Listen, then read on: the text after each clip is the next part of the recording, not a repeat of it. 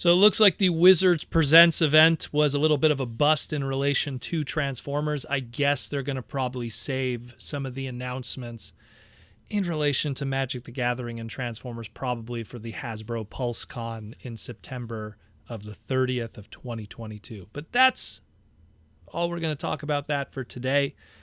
What we're going to do instead is we're going to do a Patreon listener question. We got a really good one here today. And if you want to be part of the Transformer Slag podcast Patreon to help support the podcast, let us know we're doing a half-decent job here in the Transformer world, keeping you educated and informed on the insides and what's going on in the Transformer world. Again, patreon.com/Protoman, or check the pinned comment or the description below. What does it get you? It gets your name in the end credits scroll at the end of every segment moving forward. Access to our exclusive Discord where we hang out and talk about Transformers, share the lore, share deals, share the sales, save money on our hobby, break the news there, everything like that. It's a great little Discord. And of course, most importantly, access to ask the Patreon listener question, maybe something in the mail. It's a lot of different things. Patreon's awesome. Go check it out. Again, patreon.com/Protoman. And we got a Patreon listener question today from the Molly J, one of our longtime patrons. And Molly J wants to know, when there are fairly popular characters like, say, Whirl, who don't have any repaints, why doesn't Hasbro introduce new characters into fiction and create repaints from those characters? Is it a matter of them not having enough room for trademarks to put into rotation? Thank you for what you do. The Molly J. Yeah, Molly, it pretty much is that. When you really, I look at the Unicron trilogy, like, let's say, between 2001 and 2006, and that was a really good platform for having characters and then doing repaints of those characters into new characters, new trademarks, new ideas.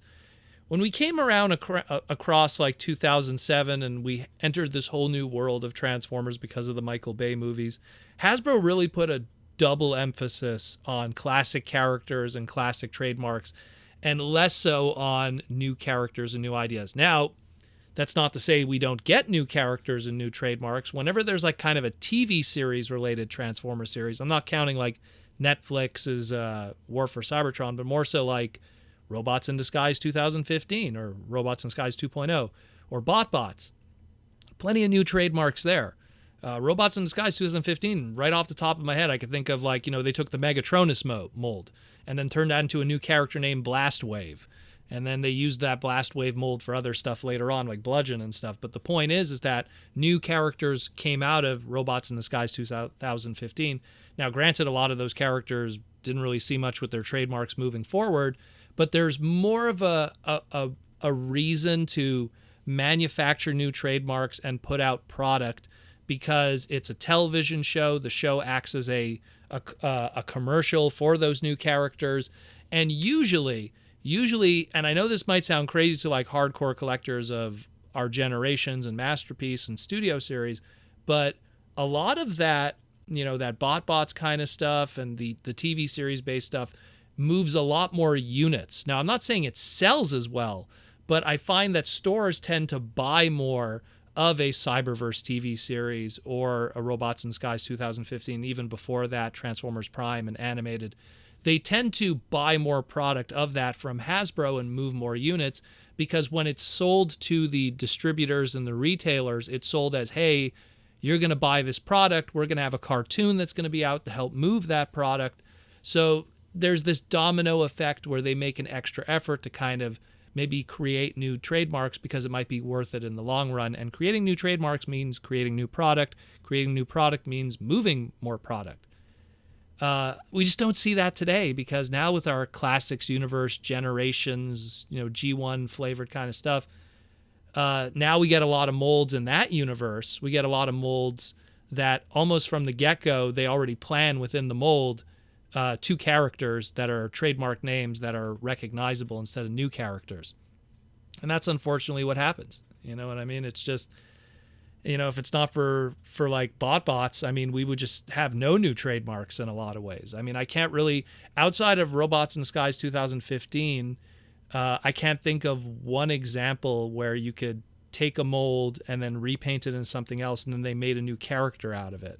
They usually just would repaint it and, oh, hey, we're going to name it after this classic trademark that we've had before, like a Shadow Striker or whatever. There's not many, like we got Thunder Howl, but he was a brand new mold. We got a few others like that. So, but I mean, I might be missing something. There must be like some bizarre retool, whatever, but it's not as common as it used to be. I mean, you look at like the Cybertron line and they just did it like crazy. They would just be like, hey, we're going to use this mold for this, and then we're going to make this mold for another character, and then we're going to do this and do that. And even like Transformers Prime had a lot of that too. So, I mean, that's the way that it kind of is. I also want to kind of cover, because you mentioned here, like, fairly popular characters like Whirl. Whirl is kind of a weird example when you bring it up, because, like, number one, from a trademark history standpoint, Whirl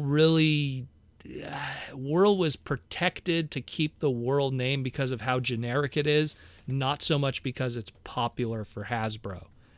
I wouldn't put Whirl in top tier, second tier, even third tier. That's a character that they just keep the trademark. I mean, you might like the character, but at the end of the day, I like the way that Hasbro has really handled the Whirl trademark has been more just to keep a trademark because it fits really well with helicopters or some kind of whirling blade kind of transformer. Because you have like the 1985 trademark for that original toy, which was from Dorvac, which was, snake bit from day one. That was never going to have any kind of proper fictional representation. And then that was it for years. That trademark died, and then they did nothing with it.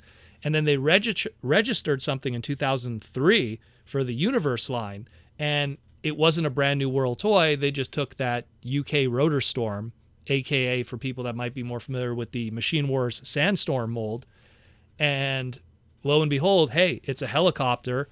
Let's put the Whirl trademark on it. Is it G1 Whirl? I guess, maybe. I don't know. It's a blue helicopter, but it doesn't really look 100% like the original Whirl, but sure, why not? And then trademark expired in 2007. They refreshed it again.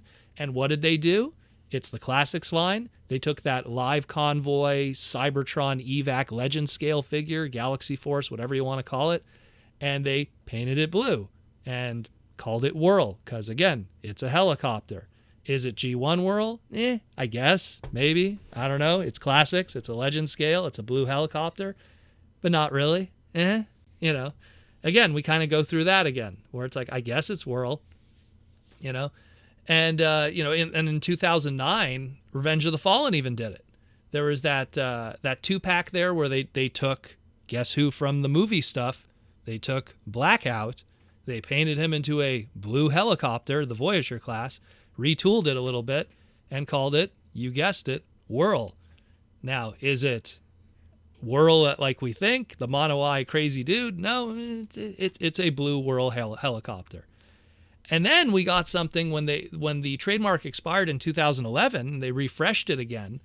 They did the first time we ever got a unique Whirl mold initially, which was they did that Dark of the Moon Human Alliance kind of thing going on, where it was like, oh, it's these smaller price point Human Alliance figures, and it came with major Sparkplug, which was like, ooh, there's another trademark right there, trying to get that Sparkplug trademark up and going.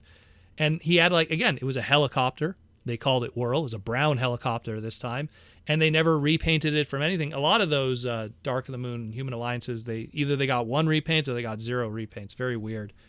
And in 2013, again, they took that deluxe class Fall of Cybertron Vortex Bruticus mold, painted it bluish purple, gave it some orange, and guess who they called it? They called it Whirl, and that was in 2013. So do you see where I'm getting at here? Like they kind of just go like, hey, it's a helicopter, color it blue, call it Whirl. And then in the recent years, 2014, we got that original Whirl mold from the Generations line, which was a fantastic toy, by the way. Definitely pick it up if you want a good Whirl figure. That's a really good one, that Voyager scale. And then, then the trademark expired in 2015, and they refreshed it in 2015, and they did nothing. And then in the final year of that trademark, they went, oh, crap, we have done nothing with Whirl. And they released, no joke, I think it was like 5 or 6 Whirl products all in 2019 because they realized, oh my goodness, we messed up, and they had to put a lot of it to market, hoping to just like one of them's going to stick because they didn't do any product. How it works, again, for people who aren't familiar, you register for a trademark, you get 4 years to put out product with that trademark. If you don't, the trademark gets taken away from you, you get a fine, and then you can't trademark it for 2 years. And during those 2 years, another company could just come in and take it from you. So they put a whole bunch of product out in 2019 on that very last year. They did that Cyberverse one-step changer, which was a brand new mold of Whirl. They didn't do anything to repaint with that because it was a cheapy one-step, simple little toy. So to them, and again, like it was a TV show item, so I'm pretty sure they sold so many units just to retailers and everything like that. And then when you're talking about something like the tiny turbo changers, they did a Whirl from that too. Technically a unique mold. They didn't do a repaint from that, but they actually reissued it a few times. And again, those tiny turbo changers, so many units of that are sold and put out everywhere in every kind of store, and end cap and blind pack stores and everything like that. So they move a lot of units of TV show stuff. And then let's talk about, in 2019, you can't talk about 2019 without talking about Rescue Bots Academy and the female Whirl that they made, which all of her molds, except one, which was the cheapy one, all of her molds were pre-existing molds. It was like, hey, rescan Rescue Bots blades, repainted blue, new head sculpt. It's now Whirl. Rescue Bots rescan Heatwave, the Formula One. Let's paint it blue. Put the Whirl head sculpt on it. Let's call it Whirl. VTOL blades, and Bumblebee mold from Rescue Bots, repainted blue. Call it Whirl. I could go on and on. Like they just did that over and over. I think only the Flip Racer is the only one that was a unique mold, but they all kind of were unique molds with those Flip Racers. She was another example where it was more just a name attached with pre-existing molds already, rather than it being something made from the ground up. And then they, when 2020 came, they refreshed the trademark. And to make sure they don't make the same mistake again, they released a Whirl figure right out of the gate in 2020 with the single pack Rescue Bots Academy Whirl figure. And now they're covered for the next 4 years. We probably won't see a new Whirl figure for the next 4 years. Maybe we will, but they don't have to for the next 4 years because that trademark will expire in 2024. And they already put out a product, so they don't have to. And then in 2025, they could refresh it again. And then they don't have to put out anything until like 2028. In between that bubble of 2025 and 2028, they have to put out something, but they could literally wait until the last year like they did before.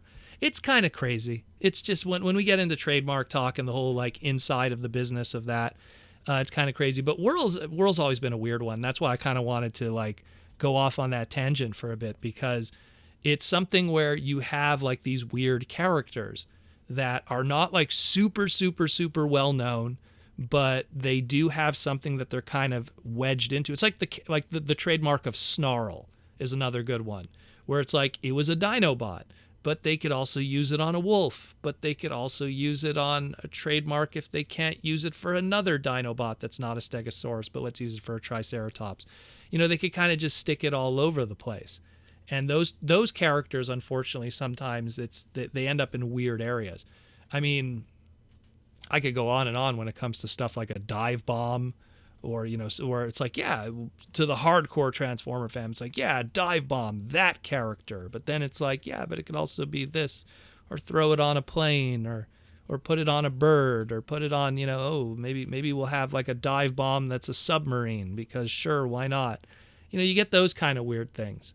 And we're seeing a lot less of that today, because now, like I said, in this post 2007 world, Hasbro kind of values the IP of their characters a lot more, not to mention the people who work behind the scenes are fans themselves. And the fans themselves are a little more hyper-focused on staying true to the original source material. That might lead to sometimes a lack of creativity, which is sometimes a shame. I always say, like, in a world where Transformers Animated would have came out today, Prowl probably would have not been a motorcycle. It's something where that kind of originality comes from sometimes people just having a different take and not being a hardcore fan. which, it's that opens up to a whole other discussion, which I really don't want to get into right now. But I hope that kind of answers it. I mean, again, it really has to do with trademarks. That's why we don't see a lot of new characters. But again, we do have it. It's just we have it in our TV shows. That's where I think we're so hyper focused as hardcore fans on our Generations lines and our masterpieces and our studio series that we're so blind to, look, we got Transformers Earthspark coming out.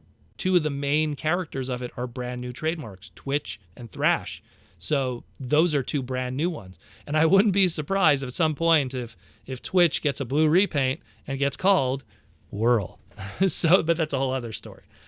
Anyways, I hope that answers that question. Leads to an interesting discussion, if anything. A little bit of Whirl talk, which I'm pretty sure some people would like to have. I like Whirl as a character. I don't see that character as a big name in Hasbro's eyes in a lot of ways, let alone in the grander scheme of things. And that's kind of why, in a lot of ways you don't see much with it. I mean, even that original Whirl mold that we got in Generations in 2014, it was repainted into a Shockwave toy. Like they made sure that they still make it a named character when they repainted something from that Whirl. And I'm pretty sure every time we're going to get a repaint, if we ever get a brand new Whirl mold again that is of decent investment, not just a cheap one-step or something, I'm pretty sure they're going to plan definitely a few characters built into that for repaints and stuff like that. There's plenty of other helicopters in Transformers lore, so it's pretty easy to do that. You already see that again, like the live convoy evac mold that was used for Transformers, Cybertron, aka Galaxy Force. It was repainted into, no surprise, Blades, Springer, Whirl, so like all the other helicopter boys and girls, got their love just from that one other helicopter mold all shared together. It is what it is, but that's always how it is. Let me know what you think, guys. And again, if you want to be like the Molly J and join the Patreon and help support the podcast, again, patreon.com/Protoman, or check the pinned comment or the description below. And like I always say, rock out with the robots in the skies.